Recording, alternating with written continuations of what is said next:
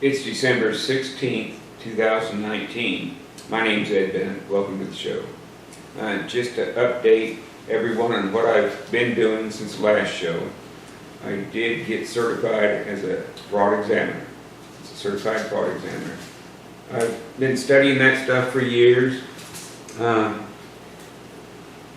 a 4-day course up in Austin, four separate exams, and accomplished becoming certified.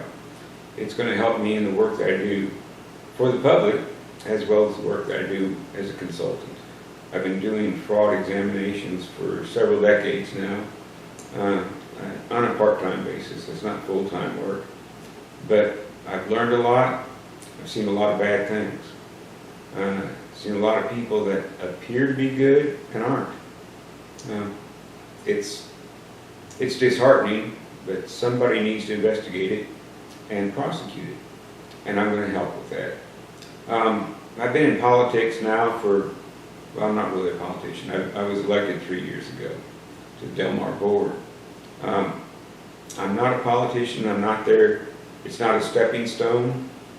That is the last office I expect to hold, but I'm going to hold it in a manner that examines all the results of the college and make it public. I'm going to put it in graphs. The college publishes extremely good information, but it's a lot of information. There's a comprehensive annual financial report that comes out every year.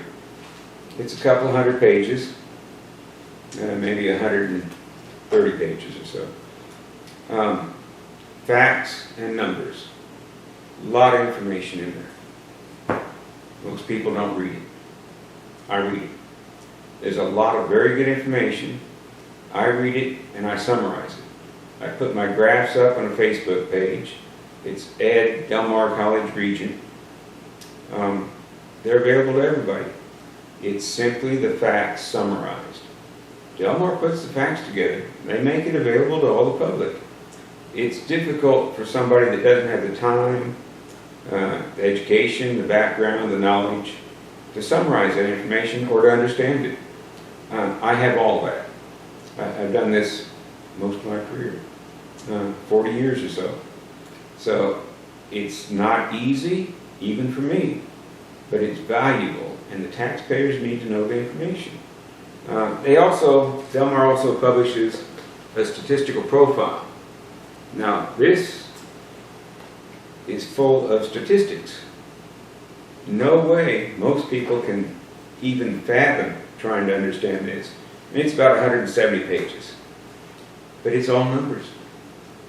It is all numbers. And the information's incredible in there. You have to take it out. You have to extract it to make it understandable. But that document is full of incredible information. Now, I've been graphing that as well and making it available on that same Facebook page.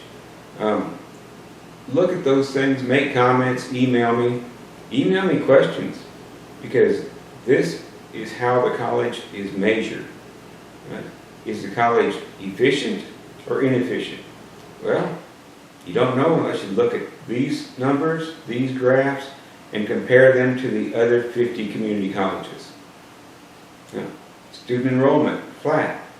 We know that. We've been talking about it since 2014. Enrollment's been flat. Now, other candidates, when they ran for office, said enrollment was growing. I don't know where they got that information, because the college publishes the information. The enrollment's been flat. Now, it's also changed. It used to be that the normal college student was somebody above 18 years old and taking full college courses. Now, over 20% of the students at Del Mar are high school students. They're taking dual credit courses. So, the traditional student count has gone down. The dual credit count has gone way up. And a lot of those courses are taught off campus. So when the candidates were running in the past, they said that our classrooms are being overutilized I couldn't justify that with the numbers, and that concerned me.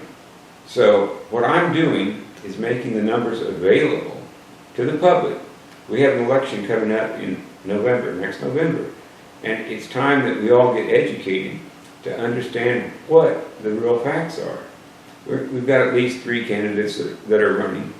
Some, we don't know if the incumbents are going to run for re-election or not, but I know 3 candidates that are going to run, and they've been studying this stuff.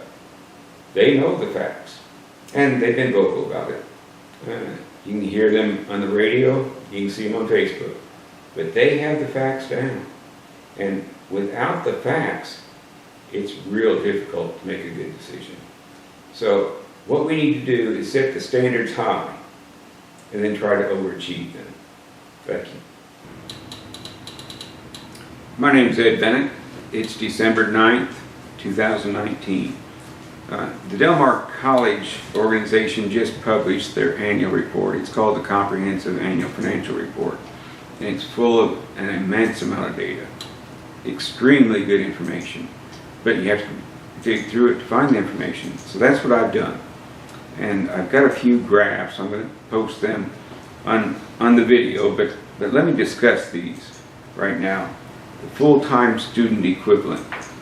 That's a very important figure because that takes the number of credit hours that each student accumulates throughout the year and divides it by 30.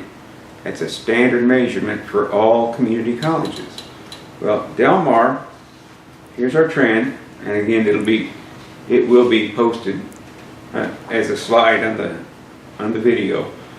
But for 2019, Del Mar had 7,767 full-time equivalent students.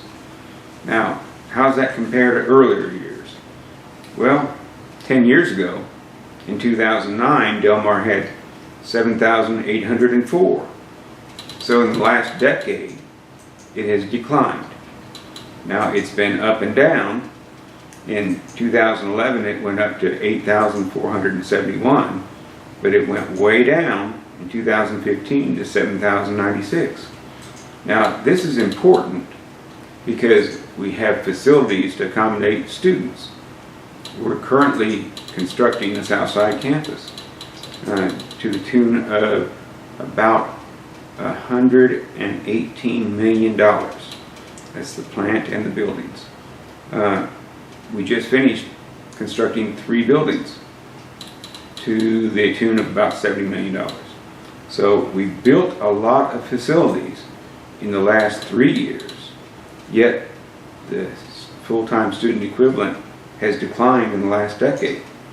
So it's relatively flat, but it is a decline. Now, keep in mind,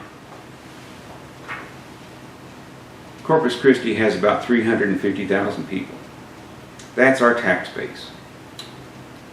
The tax base will never exceed 3% of students. So if you have 300,000, you can expect 3%, which would be 9,000 students. We've got 350,000. We do get some students from surrounding areas. They are our service area, but you're never going to exceed 3%. We're almost there. And we've been there for a decade. So don't expect to get many more than 9,000 students full-time equivalency.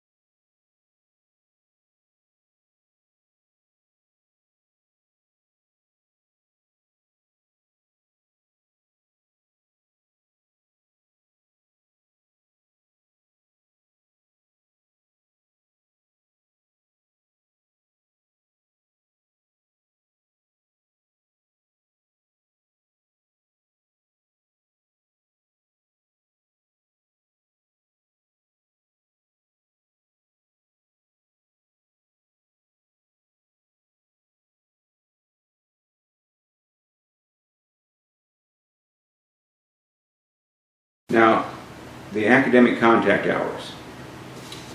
That's the basis of why buildings are built.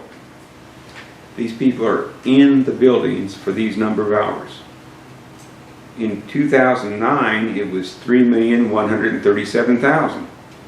In 2019, it was 2,817,000. Now, a big difference that I need to point out.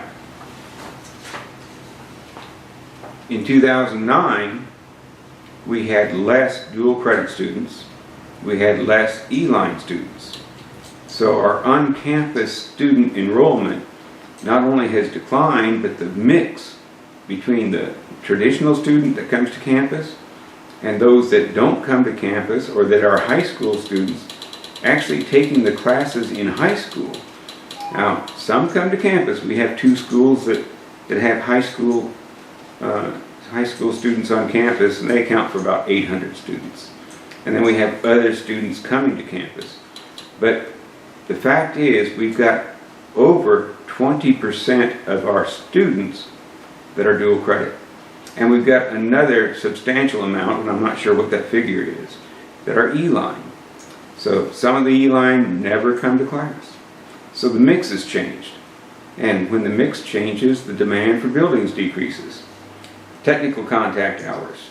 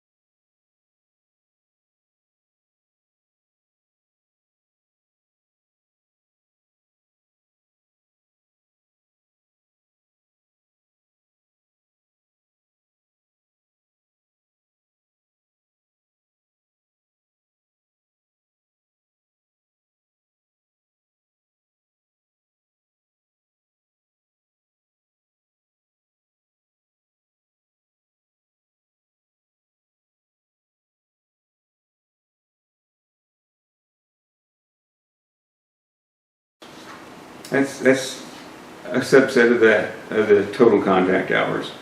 In 2009, we had 1.842 million. In 2019, we had 1.833 million. Slightly down, not much, but that's a decade. Tax revenue.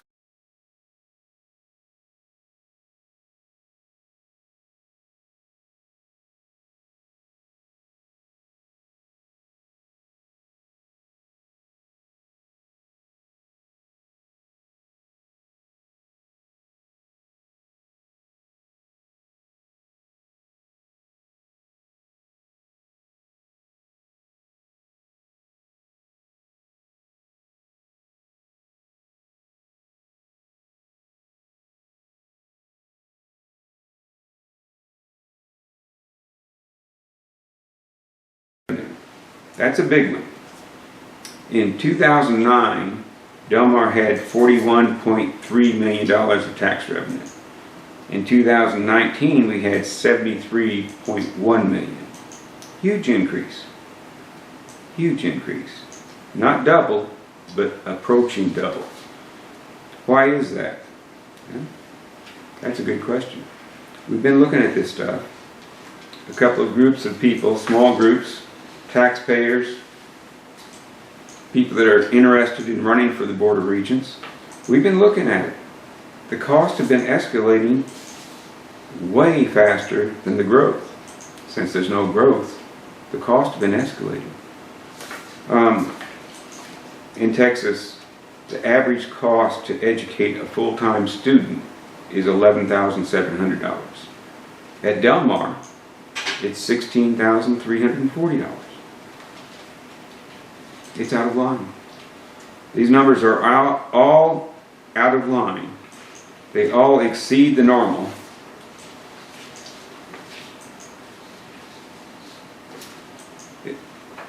It's consistent. Everything's high. What can we do about it? You've got elected representatives. The Board of Regents is your elected representative. You need to email them. You need to call them. You need to go to the board meetings. You need to ask questions.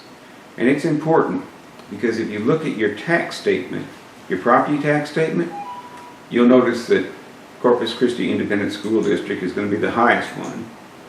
City of Corpus Christi is going to be second, and Del Mar is going to be third. Why does that matter? Because when you go to buy a home, you're going to have to escrow the taxes and insurance. Those escrow amounts are going to be exceedingly high because the City of Corpus Christi is raising their taxes. Del Mar's tax rate's approaching 30 cents. Now, how's that compared to other community college districts? Well, Houston's less than 11 cents. Lone Star College, around 10 cents. Now, you say those are much larger areas. They are.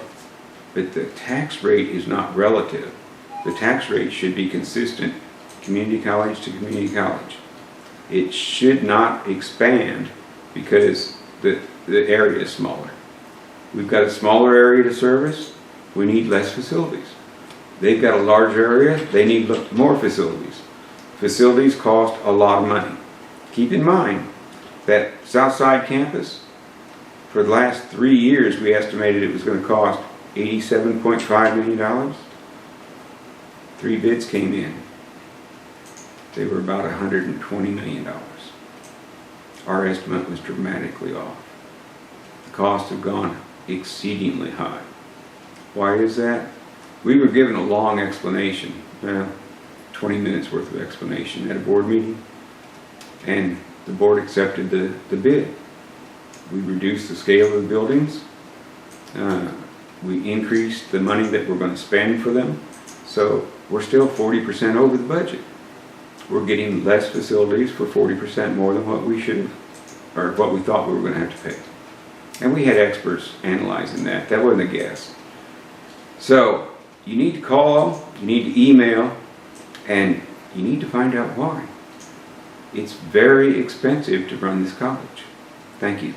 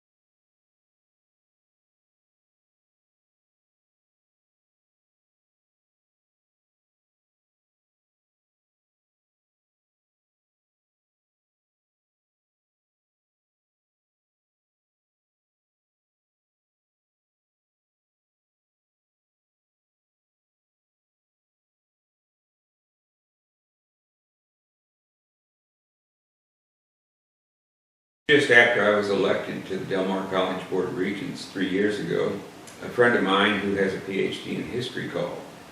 He said, "You need to read this book. It's called The Duke of Duval." Yeah. We were going on a trip. I bought the book and I read it. Incredibly interesting book. Duval County is just west of here. Many people aren't old enough to remember when Lyndon Johnson won the Senate race. There was a Box 13 that was the last one to be counted. It wasn't in Duval County, but it was in a county, I believe, north of there, that the Duke of Duval controlled. That box came in all for Lyndon Johnson. And incredibly, more people voted than were registered. It made Lyndon win the election. So, that was interesting. We're in South Texas. A lot of crime has been committed in South Texas. It goes way back. Captain King, the riverboat captain who founded the King Ranch. A lot of things happened during the war, before the war, after the war. That's the Civil War. He got rich, very rich. Duval County, that family got rich for 2 generations. And the way they got rich was off the taxpayers. They were taking the money from the local school district. And then they formed a taxing entity that did nothing except collect taxes. So they knew how to take advantage of the actually very poor people. After I got elected, I'm not a politician, but I've talked with politicians in town, and they have all coincidentally named the corrupt people on the local boards, and pretty much they all name the same people. So corruption still exists. And how is it that the taxpayers are re-electing these very few but very corrupt individuals? I don't know. It's got to be a lack of facts. Because if the taxpayers have the facts, they're not going to re-elect somebody that's criminal. They're not going to re-elect somebody that's gotten rich off office, off of public office. Those of us that are serving as a representative of the taxpayers are doing it for no revenue. We don't get paid. Some of the offices do get paid, but it's very minimal. We don't get paid. It costs us money to hold these offices. We don't expect to get enriched. We expect it's going to cost several $1,000s a year for me to hold my office. And it's going to take a lot of time. That's why I'm there. I knew that when I ran. I knew it. Everybody else that's on those boards knows it. If you spend time studying this stuff, it's going to take hundreds of hours every year. Hundreds. And if you're really doing the work, you're going to incur a lot of cost. So, it's not cheap. It's a sacrifice. You're not supposed to get rich in office. You're not supposed to gain personally, or your family. So, I would like, over the next year, to publish the facts and get some focus on the individuals that have been identified as being corrupt. We need to eliminate them. It's a big job. Some of them are very well rooted. The corruption in South Texas goes back decades, hundreds of years. It's been a long time. It needs to be eliminated. Look at your tax rates. Why are our tax rates so much higher than other cities or other entities that are comparable? They're extremely high. It's impacting every individual out there. If you own your house, you're paying more taxes than you should. If you're trying to buy a house, you're going to qualify for a much smaller house than you should with your income. It's impacting you. Very big. Now, we're building a new high school out here. $175 million high school. We just built a $100 million one. Did we need another one? Well, if you look at the facts, it's questionable. And why was it that it wasn't announced until just prior to the bond issuance, the vote for bond issuance. That didn't give the opposition any time to present their facts. And some of them had some extremely good facts. In fact, the school that, as it was proposed, was in the crash zone for the Maple Air Station. Now, who would not have thought of that? That's a big problem. Why was it pushed? Think about that. Why are some of these big dollar items pushed that don't make any sense while the roads are crumbling, the fountain doesn't work, the bridge construction is stopped? What's going on? Who's benefiting? Follow the money trail and look at the tax abatements. Who benefits from those tax abatements? It's not you, the taxpayer. Delmar issues tax abatements. What do they get for that? I vote against them. What do they get for a tax abatement? Can you trace anything, any benefit to Delmar? I cannot. So I'm not going to vote for them. If we're going to give up millions of dollars, we better get something in return. If that company's going to move in there anyway, whether we abate the taxes or not, I'm not going to abate the taxes. I'll vote against it. It doesn't make any economic sense. Who's benefiting? The money trail will tell you. Thank you.